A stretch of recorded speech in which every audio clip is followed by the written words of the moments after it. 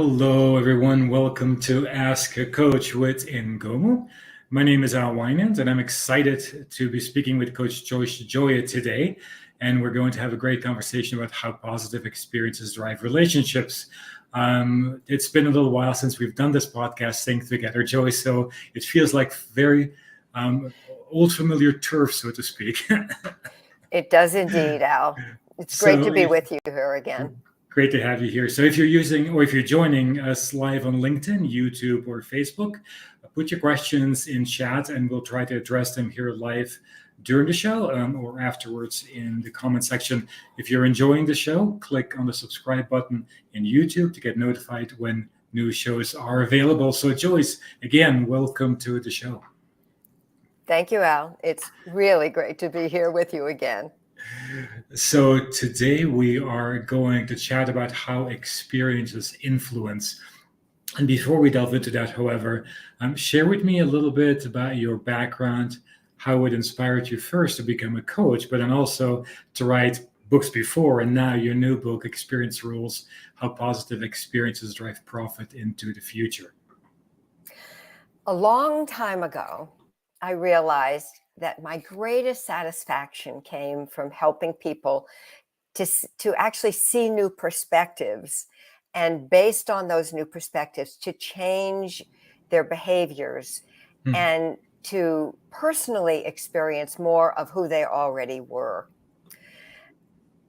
I was able happily to accomplish that through writing and speaking and consulting, and now most recently coaching. That's not exactly true because I have been a coach on and off for many years. But being a coach allows me to be more personal with people, and it's that one-on-one exchange that makes a big difference. So I wrote the book because I saw something happening that no one else was talking about. Now, as you mentioned, this was my 6th book and it's my first solo book. And that's very exciting to me because I've co-authored a number of books and I've contributed to anthologies as well. But this is my first solo book. So this was my exclusive personal baby. And what I saw happening was that experiences were becoming more important. And it really all started back in the late 1990s when I saw that media was becoming more extreme, food was becoming more extreme. And I wrote a Herman Trend Alert. Incidentally, people can sign up for that at hermantrendelert.com. About it was called Experience Junkies, because I saw that we were needing greater and greater intensity in those experiences to basically engage us, to turn us on. And that combined with later seeing the advent of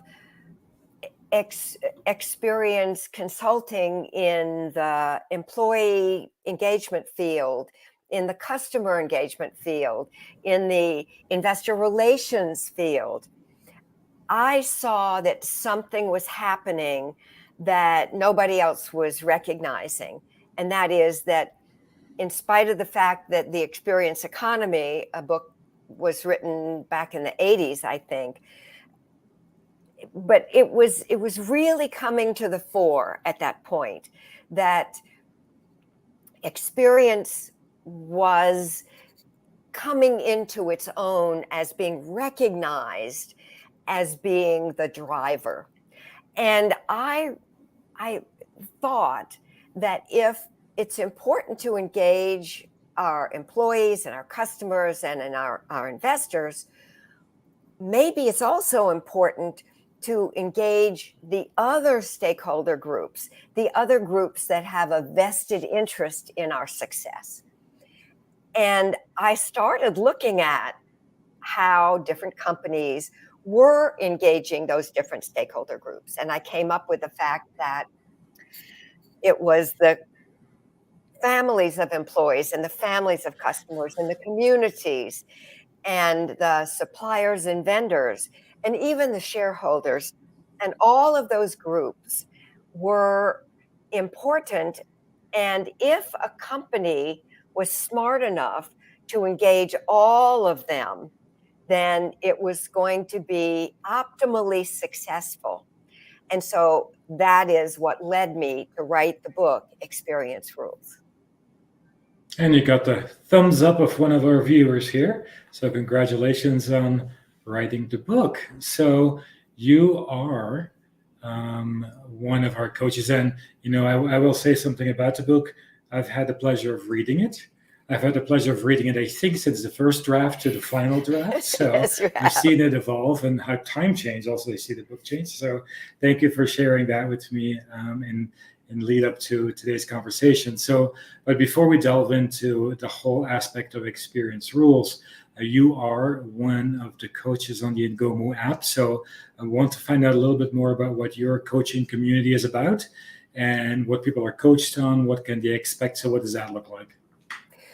The name of my coaching community is Experience Rules for Leaders. Transform your organization with positive experiences. And our members may expect two things from me in that coaching community. First, they may expect cutting edge information about what works for leaders today. And second, sometimes when we hear things, we're already doing them. And what that does, for us, is that it confirms that what we're doing is what we should be doing. And it's kind of a reinforcement for us. So those are the two things that our members may expect from my coaching community. In fact, this coming Wednesday, day after tomorrow, from Columbus, Ohio, God willing, I'm going to be talking about leading toxic people. And what I have come to do with this learning, with this coaching community, is that I have evolved it to respond to the members who are in attendance. And I listen to what they say, I watch what they say, and I sort of read between the lines. And we've come up with some really interesting topics that do allow people to deliver those positive experiences, but also speak to the most important aspects of what's happening right now. Things like mental health and getting enough sleep and life-work balance and all of those things that are really important for leaders to pay attention to today.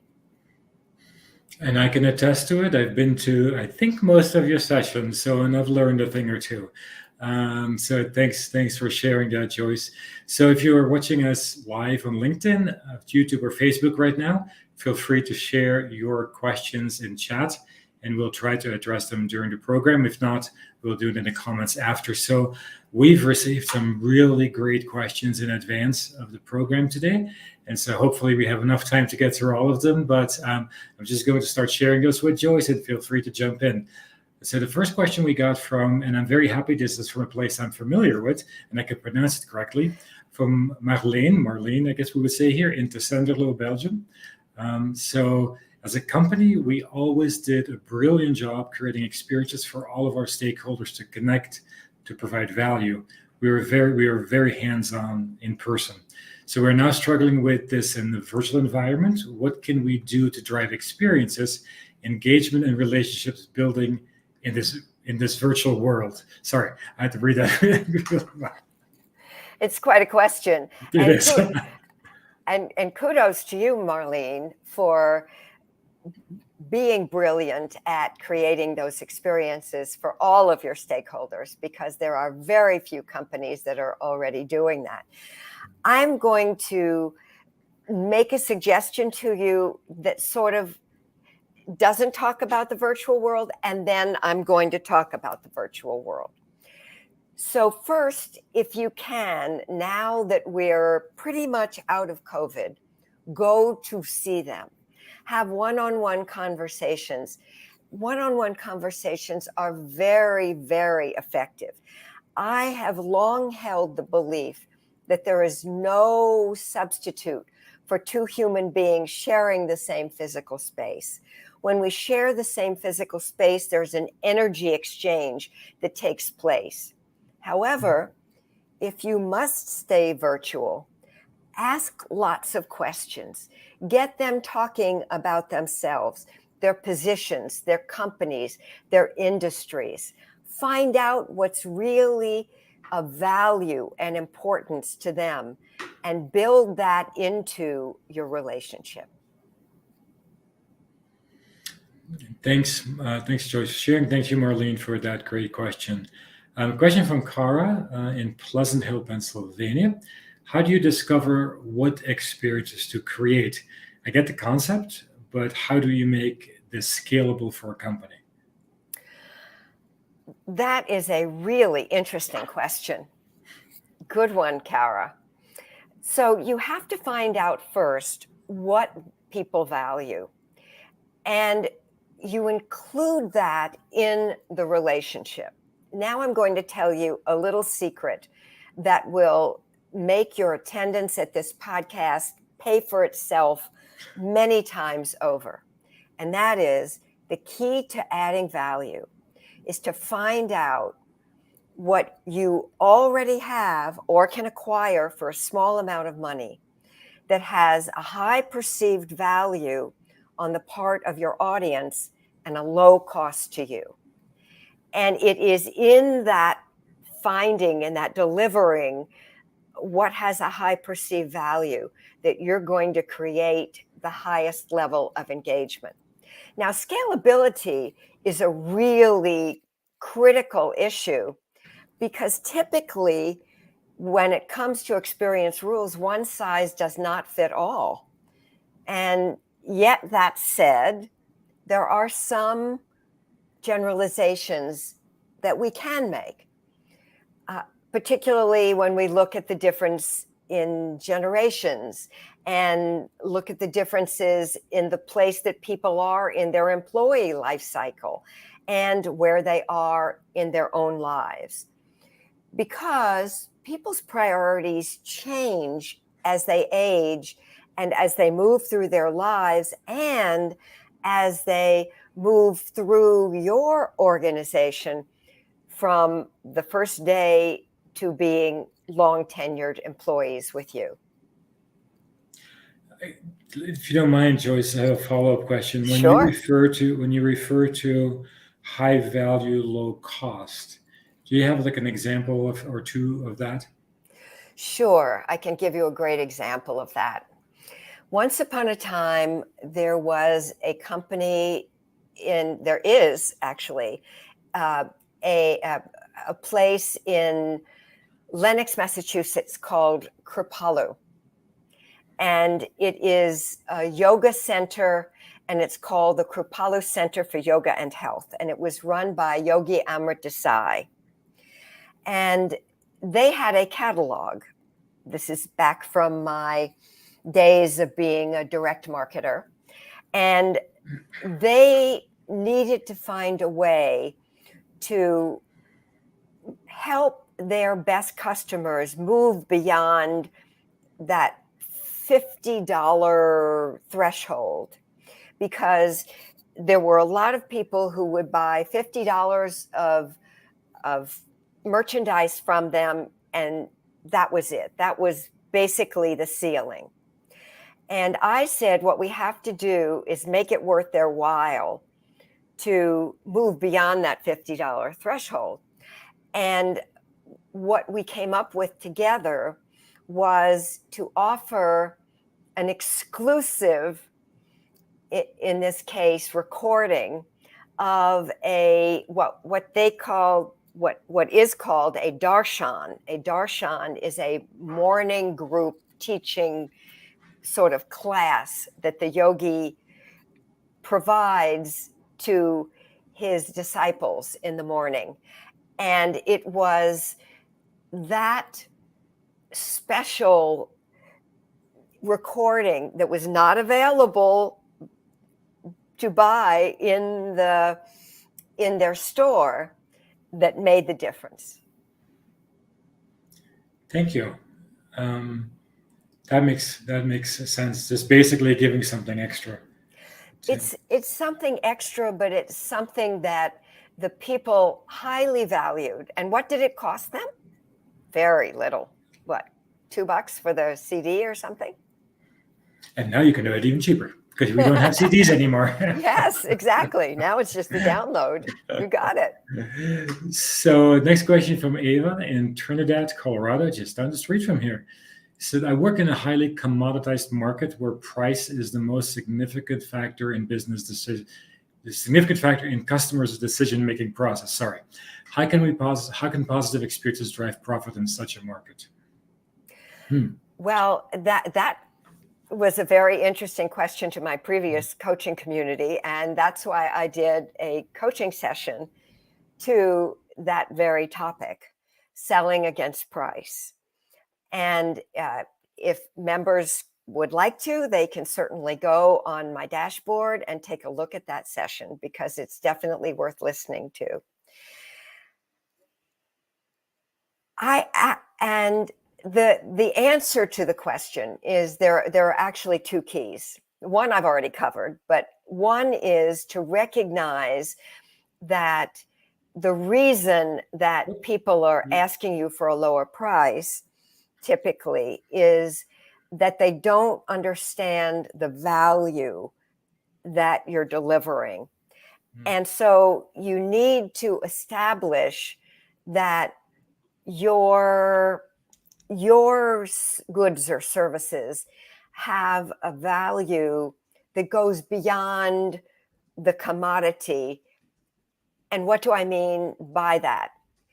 It could be that they're looking for better terms. It could be that they are looking for you to take the bulk and break it down so that it makes it easier for them to deliver to someone, to their customers. It could be that they're looking for something else that you have that you can add to that, and it can really make a difference in that exchange of value. You know, everything in sales is an exchange of value. And the secret is for you as a salesperson, as an organization, to add so much value that they'd have to be crazy not to buy from you. And the way to find out how to add value is just to keep asking them, what is it that we can do? How can we work together? What is it that we have beyond lowering the price for someone, for you, that has a value to you, that could be of value to you?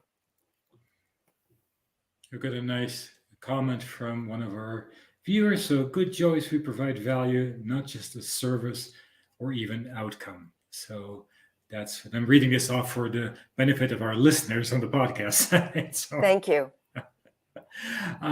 So thanks for sharing that, Joyce. I think another thing that I found important in sort of a commoditized industry, having a commoditized industry doesn't mean you don't have to have relationships. You still have to have relationships with people, which I think are sometimes forgotten about. But next question from Aisha in Windsor, Canada.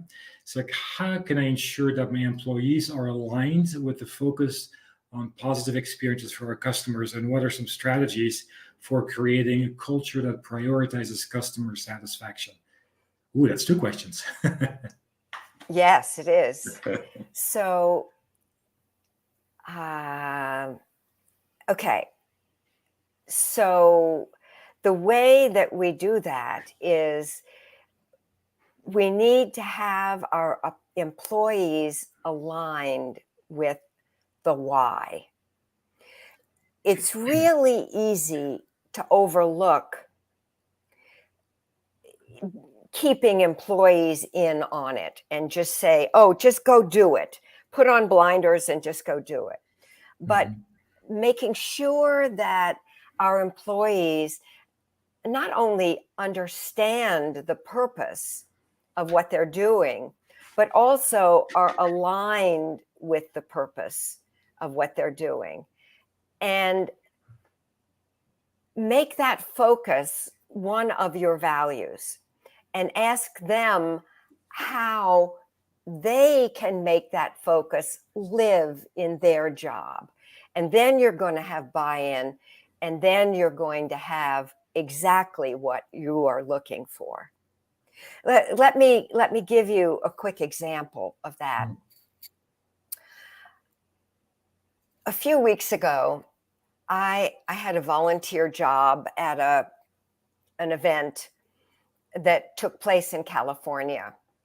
And one of the things that the incoming participants to that event had to do once they had handed their forms in was to take a red dot off of their name tags and put it on a pad that was on the table. And this table had lots of little red dots on it.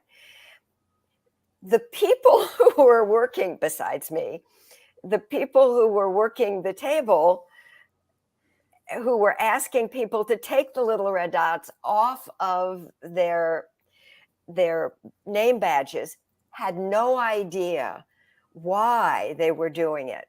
And therefore, not all of them got taken off.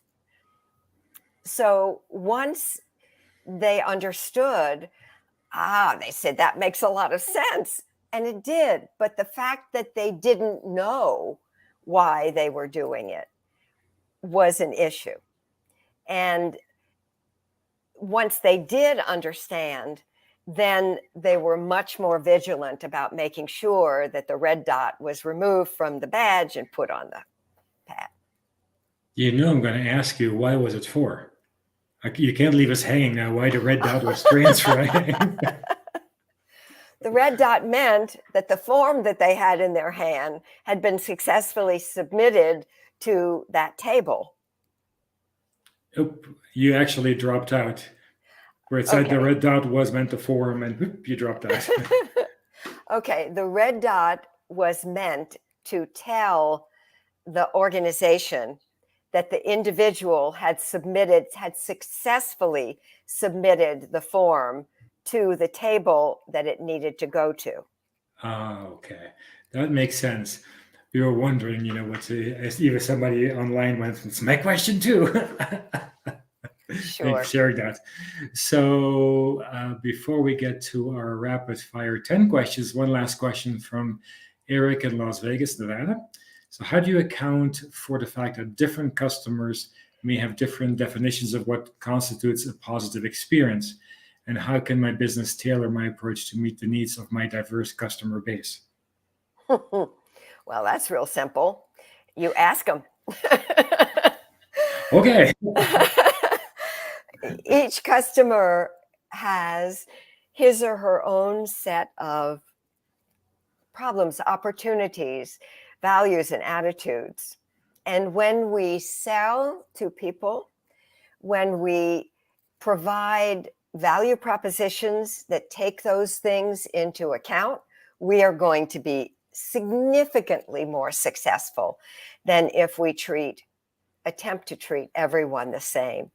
You may have a customer who has small children, and that person might value time differently than someone who was older and single and didn't have much in his or her life besides work. So when we think about who is our customer and we actually tune into that and we are able to tailor our approaches to who the customer is, we're going to be a lot more successful. We're going to sell a lot more of whatever it is. It's interesting as you're sharing this here. I've had this experience come back in my head from my previous career as a meeting planner, where we got to do these site visits for conferences and so on, where some of the venues did an incredible job. They sent you a little form, and you know what you like, what you don't like, and they asked you, I mean, anything but your blood type basically to go on this form, and Yeah. other venues would not. And then as you went to these venues to do a site visit, the ones who didn't ask you anything, they didn't really know anything about you, so they would try to impress you with things that didn't impress you, or they'll, you're just like, oh, have a steak dinner. Well, I'm a vegetarian, but you never asked me that I'm a vegetarian. So it's uncomfortable for everybody. While the ones who did an amazing job asking you in advance, hey, take 5 minutes of your time and fill out this whole form, which you gladly do, delivered an amazing experience. And also you go like, wow, they can do this for me. They can do this for my client. So who's going to get the account? And it was not about what you got. It's basically these people listened and provided a service based on what they learned about you and so on. So I just wanted to throw that in there. So thanks for sharing basic makes stuff, isn't it? such a difference. Yeah, And it exactly. takes minutes, and the form was free. So, so thanks for sharing that, Joey. So as you were going through this, things change, technology comes in. So how do you see, the concept of experience ruling, evolving, in the future? What are there some not amazing, emerging trends or they could be amazing, trends and technologies that are coming out to impact, this kind of customer experience? Oh, it is amazing what is coming down the pike. And customers are going to be buying in virtual reality, eventually in the metaverse.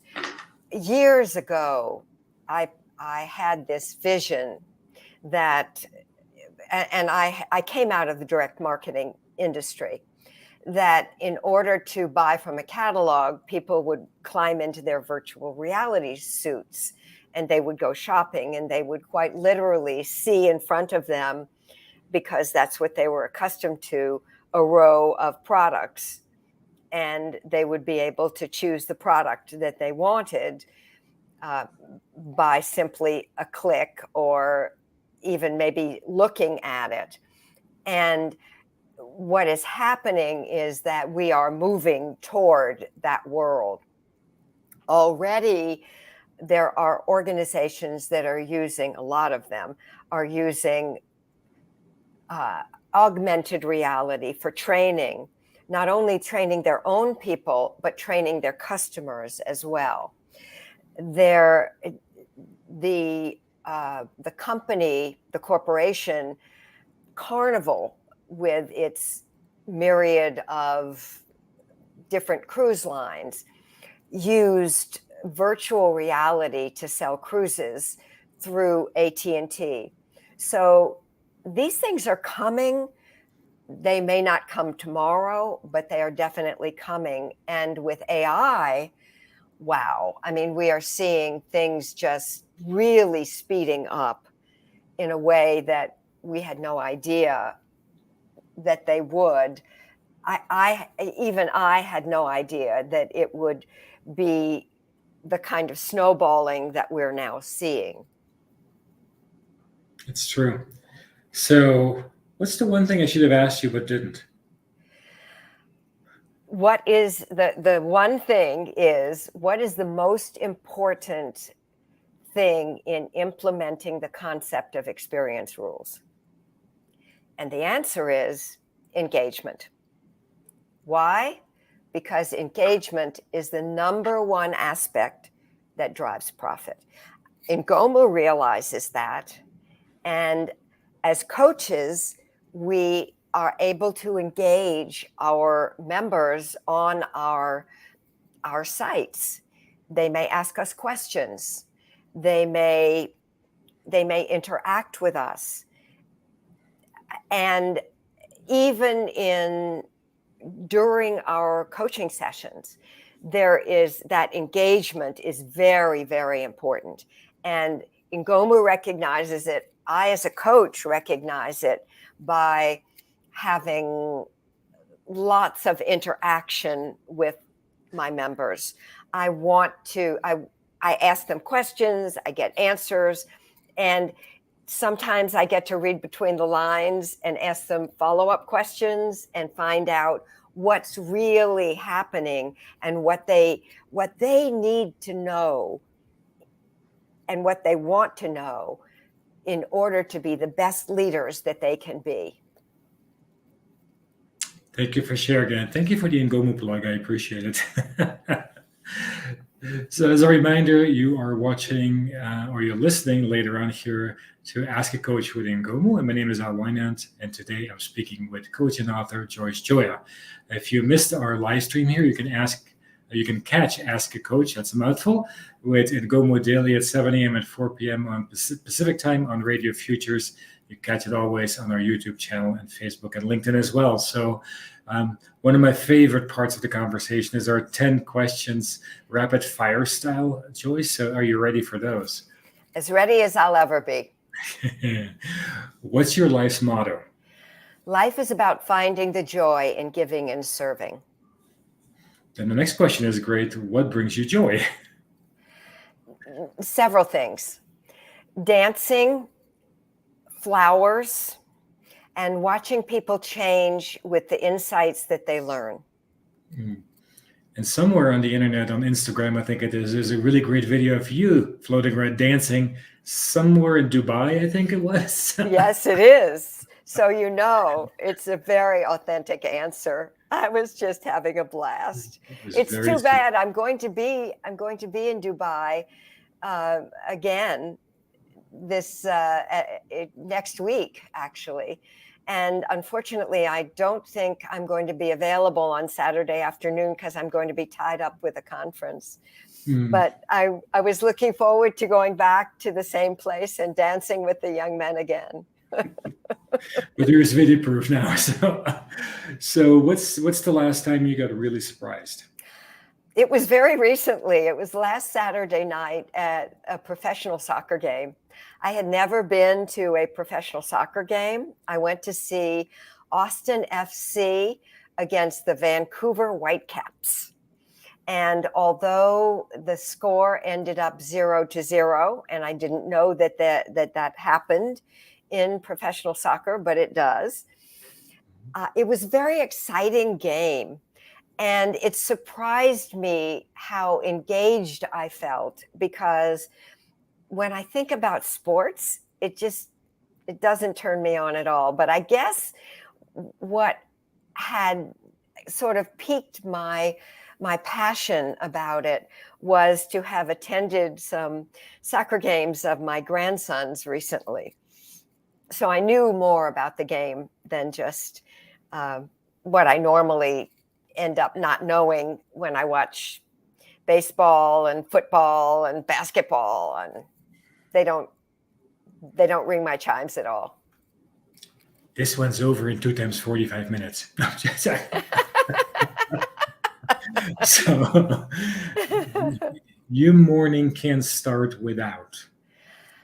Okay, so this is really interesting. I have, as a result of having worked with one of our Ingomu coaches and learning that it really helps the body to be on a schedule that is consistent.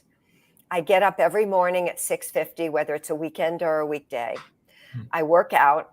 I spend 8 minutes on my Beamer mat, which is a mat that sends electromagnetic signals into my body. And then I do something called priming with a friend on the East Coast. Now, priming is it's kind of a cross between meditation and visualization, and it comes from Tony Robbins. And my friend turned me on to it. And honestly, it just really sets up my day. So what do you do in your downtime? I like to play word games, both by myself and with my husband. And I love to read. One of the things that I never got to do a lot when I was in my career, growing my career and being a workaholic, was to read. So I now read. I now get to read for fun. Nice. What's your fondest childhood memory and why? One of my fondest childhood memories is learning tango with my father when I was 10. And the reason that it's a fond childhood memory is that my father was pretty much married to his profession as a physician. And he would give us tango lessons on Saturday afternoons after he saw patients in the morning and did his rounds, and then came home for lunch, and then he would give us tango lessons, and then he would go play cards or golf at the country club in the afternoon. We rarely saw our parents when I was growing up. What's the biggest challenge in your profession? I think that the biggest challenge is finding the right audiences for my insights, because my insights are pretty strategic, and mostly, with the exception of my work with Ingomu, mostly appeal to the pretty much the C-suite. What's the one thing you do every day that adds to your success? And that would be, as I mentioned before, it's priming. I thought so. And it also helps that I drink my breakfast. I have a smoothie for breakfast every morning. Now I have to know, is it like a fruit smoothie, It some is. oat thing? Okay. It is. And I eat 2 meals a day. There's a lot of things that I do that are a little on the weird side, I guess. It's a fruit smoothie. It doesn't have kale or spinach or any of those good green things in it. It has mangoes and black cherries and pineapple. And it has protein powder that's ridiculously expensive from a company called Metagenics. So, I mean, this is going to be an interesting question to answer after that, but if you could eat one thing for the rest of your life, what would it be? Right. One thing for the rest of my life would have to be vegetables, because there's a wide latitude when you talk about vegetables. And I really have, having become pretty much a vegetarian, I really have come to appreciate vegetables in a way that I never did growing up, or as a child, or even as an adult. So last question, please finish the statement. Leadership is? Leadership is listening, serving, caring, and supporting. That's very nice. So thank you, Joyce, for sharing it with us today here. So share with our audience a way that people can get a hold of you. People can go to my new website, joycegioia.com, and they can also go find me on LinkedIn at Joyce Gioia. And I look forward to seeing them on my Ingomu coaching platform as well, in my Ingomu coaching session. Thank you, Joyce, for being here today and for sharing. I appreciate it. I've enjoyed it. I miss our weekly chats via the podcast from days gone by. But we hope you enjoyed our program as well. And we'll see you again next week at 1 p.m. Mountain Time for our next episode of Ask a Coach with Ingomu.